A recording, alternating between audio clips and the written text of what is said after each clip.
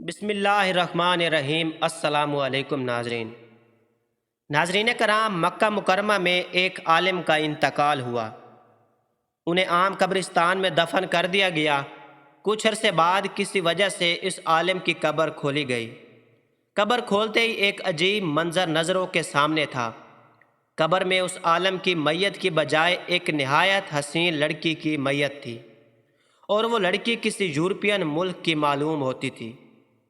سب لوگ بہت حیران ہوئے اور یہ بات تھوڑی ہی دیر میں سارے علاقے میں پھیل گئی کہ فلاں عالم کی قبر میں ان کی میت کی جگہ ایک حسین لڑکی کی لاش ہے۔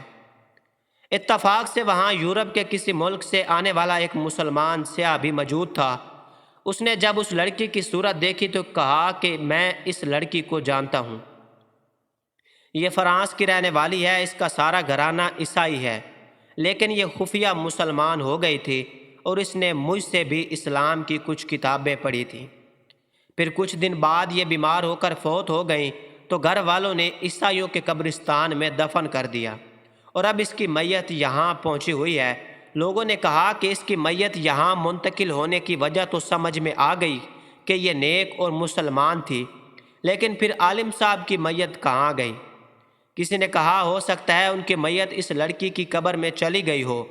اس سیاح نے کہا کہ میں حج سے فارغ ہو کر چند دن میں واپس جا رہا ہوں، میں اس لڑکی کے ورثاء سے مل کر اس کی قبر کشائی کر کے دیکھوں گا کہ کیا معاملہ ہے۔ ان لوگوں نے عالم کے ورثاء میں سے ایک شخص اس کے ساتھ کر دیا گیا۔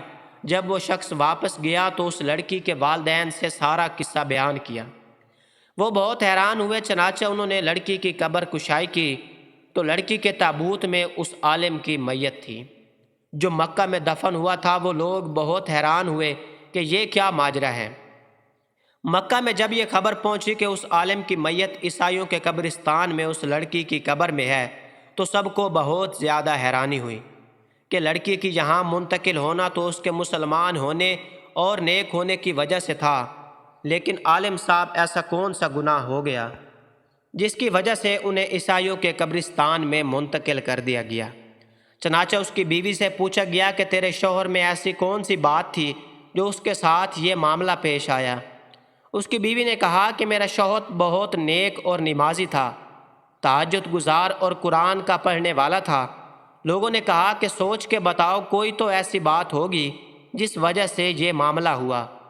بیوی نے غور کر کے کہا کہ اس کی ایک بات پر میں ہمیشہ کھٹکتی تھی کہ جب بھی اس پر غسل واجب ہوتا تھا تو وہ نہانے سے پہلے کہتا کہ عیسائیوں کے مذہب میں یہ بات بہت اچھی ہے کہ ان پر یہ غسل واجب نہیں ہے، ہمیں سردی میں بھی نہانا پڑتا ہے، پس اللہ نے اس کے ان کے درمیان ہی پہنچا دیا جس کے طریقے کو وہ پسند کرتا تھا اور اسلام کے کسی حکم کو ٹھیک نہیں سمجھتا تھا۔